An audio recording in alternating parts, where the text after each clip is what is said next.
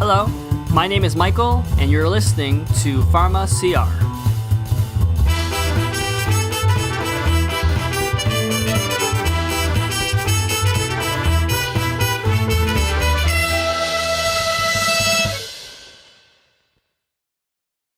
I never thought in a billion years that one little pill that I can buy over the counter would cause this much damage and hardship to me. You know, all my children know that mommy's addicted to Tylenols, and it's not nice for my children to know that their mother's a screw up, and you know that I need help. That is one of my current methadone patients, and you'll be hearing more about her experience later in this episode. Who am I? Who was I? Who can I be tomorrow? Health Canada is accepting comments until November 8th regarding possible changes to the Controlled Drug and Substances Act that would require all products containing codeine to be sold by prescription only. Ways to go, some ways to go.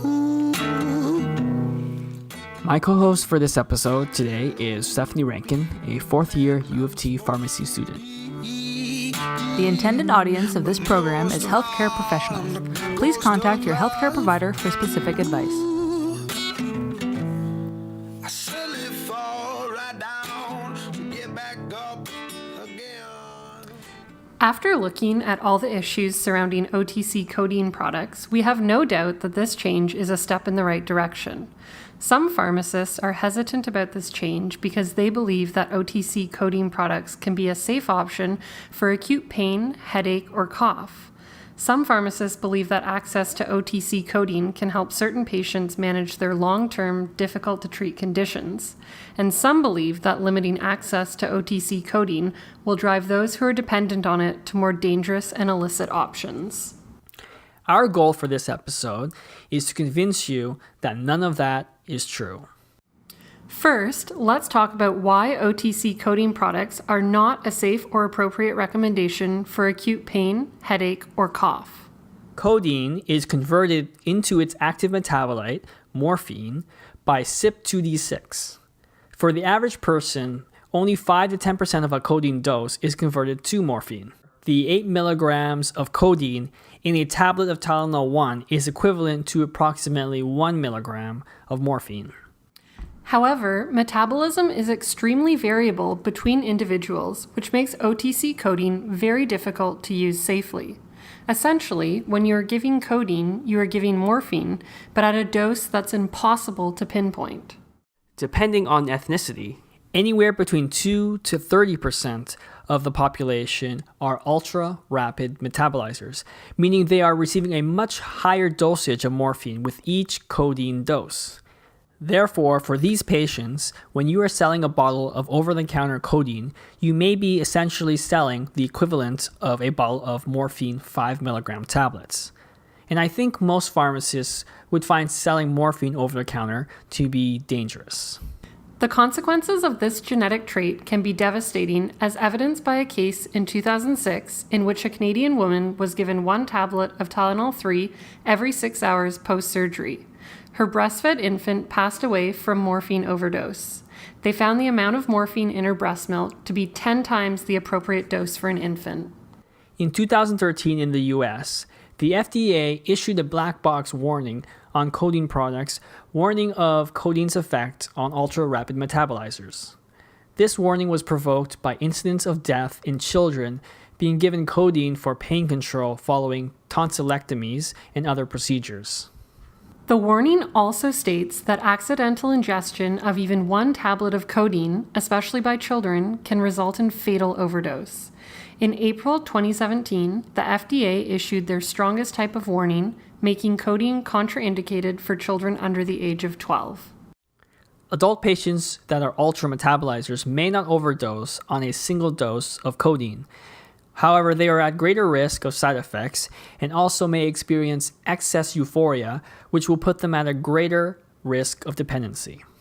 On the other hand, some individuals are poor metabolizers of codeine, thus making OTC codeine no more effective than regular acetaminophen. In summary, OTC codeine is not a safe option for cough, headache, or acute pain. There is no way to tell what effect it will have on your patients. For fast metabolizers, there is an increased risk of side effects and dependency. For slow metabolizers, the codeine will simply have no effect.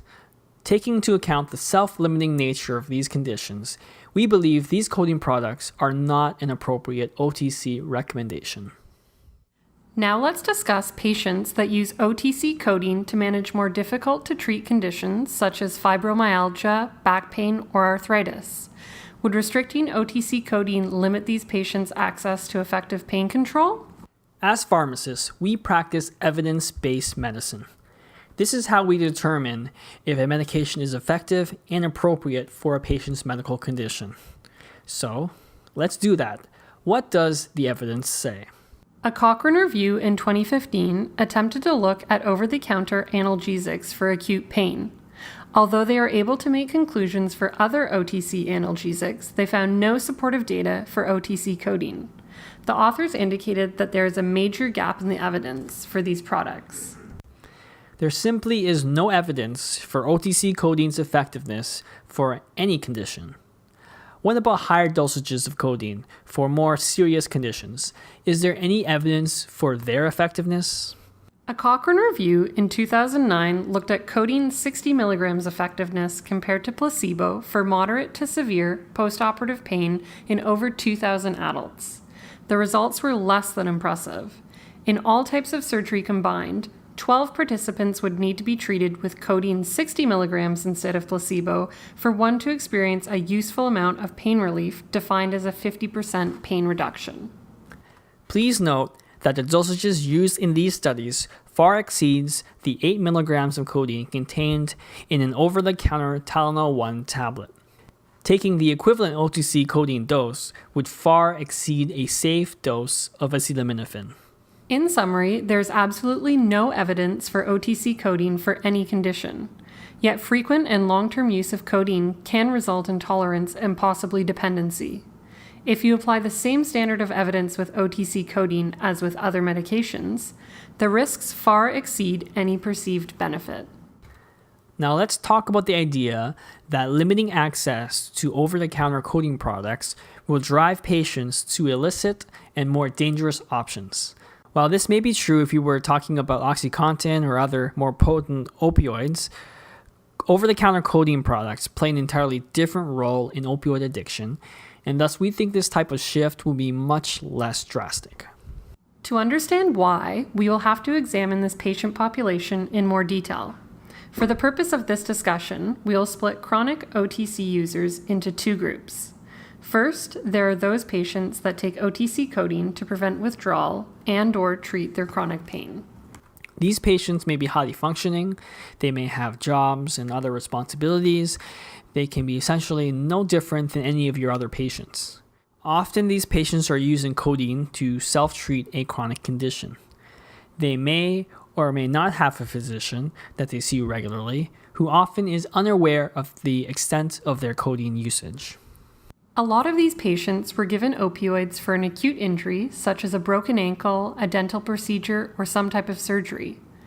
Once the prescription of Tylenol 3 or oxycodone is finished, they use codeine to prevent withdrawal and to continue to treat their poorly managed pain. Although these patients do not take codeine for its euphoric effect, make no mistake, these patients are highly dependent on it. They are not able to function without it and must take it daily at increasing dosages to prevent withdrawal. These patients are unlikely to go and purchase illicit alternatives once codeine becomes prescription only. They may not know how and where to obtain them. They generally care very much about their health and do not see themselves in the same group as illicit drug users. Limiting codeine to prescription only is likely to encourage these patients to open a dialogue with a physician about their condition rather than turning to illicit options. The second group of patients we want to discuss are patients that do take opioids for the euphoric effect. Perhaps initially, these patients are able to get that euphoric effect from larger dosages of over-the-counter codeine, but tolerance will soon build. Thus, it is very difficult for non-opioid naive users to achieve a high on over-the-counter codeine alone. The vast majority of these patients will soon move on to illicit options which easily provide a much stronger euphoric effect. For most patients, the low morphine equivalent dose in OTC codeine products relegates it to a gateway into opioid addiction and is not the drug of choice of most users. These patients may still purchase over-the-counter codeine to combine with other substances or use it to prevent withdrawal when they are unable to obtain what they normally get. Since this group already abuses illicit substances, limiting access to codeine products will not push them to stronger substances. However, it may actually force them into detox, where they can be treated for withdrawals safely, instead of consuming large quantities of over-the-counter codeine. In summary, we believe that if you look at the role OTC codeine plays in opioid addiction, the issue of patients switching to illicit alternatives is largely irrelevant. Patients are either taking codeine to treat pain or prevent withdrawal, and thus should be more willing to seek medical attention instead of illicit alternatives. Or they are already using illicit opioids and take OTC codeine mainly as a mechanism to prevent withdrawal. Without access to OTC codeine, neither group should substantially increase illicit drug use.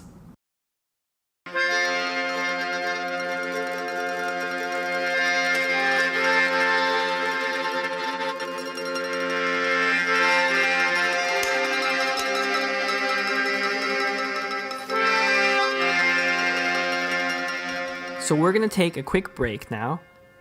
After the break, we're going to be looking at some interesting facts about over-the-counter codeine. And then we're going to hear more from that patient that we heard at the beginning of the episode and how over-the-counter codeine changed her life forever. There's no time to sit down and hurt. Oh, my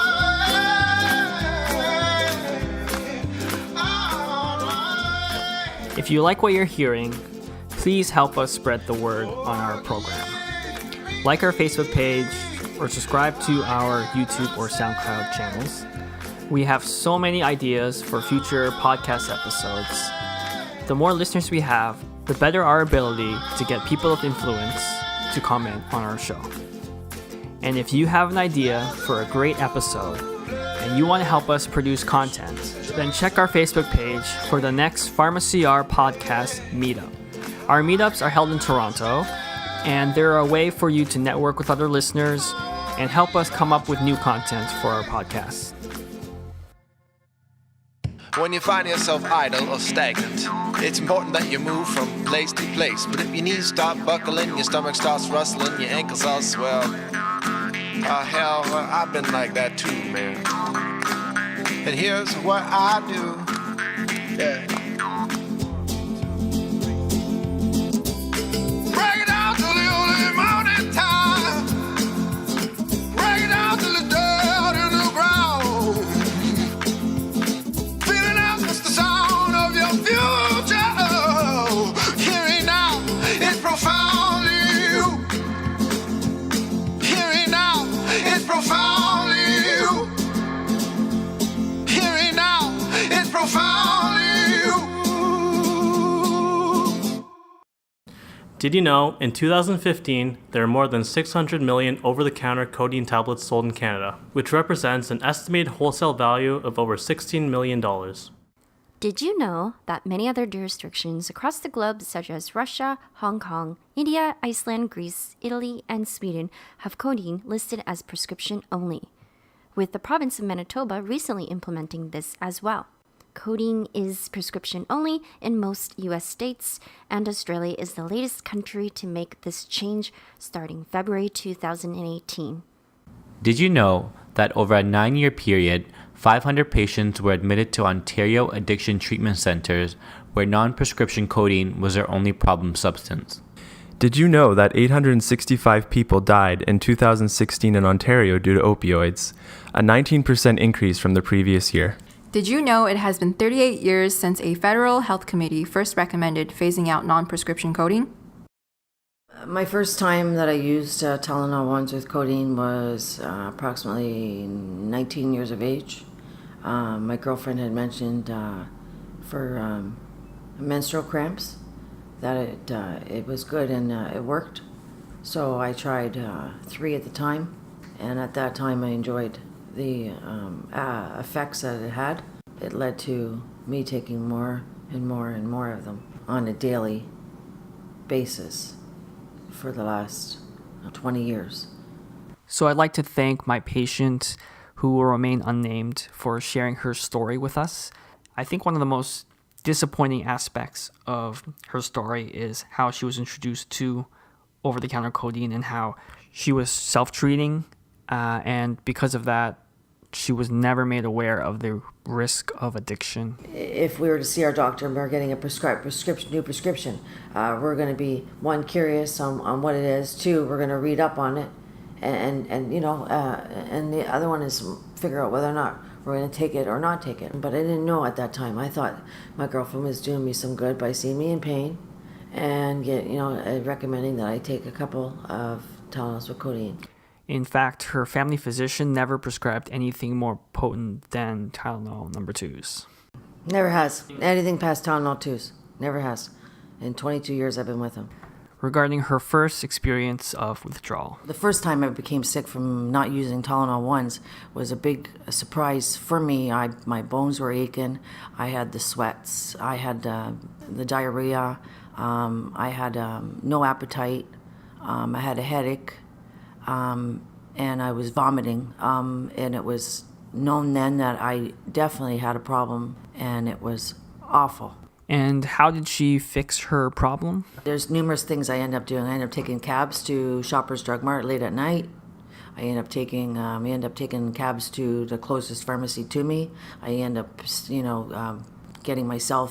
pulling myself together and going to a pharmacy close by, and grabbing the Tylenols and taking them, and then wait for myself to get better. About 25 minutes after taking them, I gradually would get, each symptom that I would have would end up going away. Eventually, certain pharmacies would refuse to sell to her. Certain drugstores denied me of getting my Tylenols due to I was going in to the pharmacies every day. Certain places take down your name and telling you that you can't buy them again until a week or so. But I would then go to drugstore to drugstore to drugstore in order to get my Tylenols.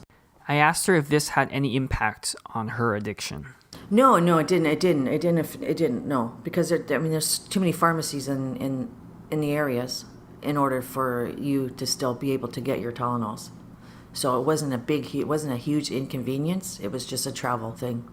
I asked her how many pills she was taking and how that escalated throughout the years. I went from taking probably 30 in a month at the beginning of my usage of Tylenol ones to an average of between 50 and 100 a day.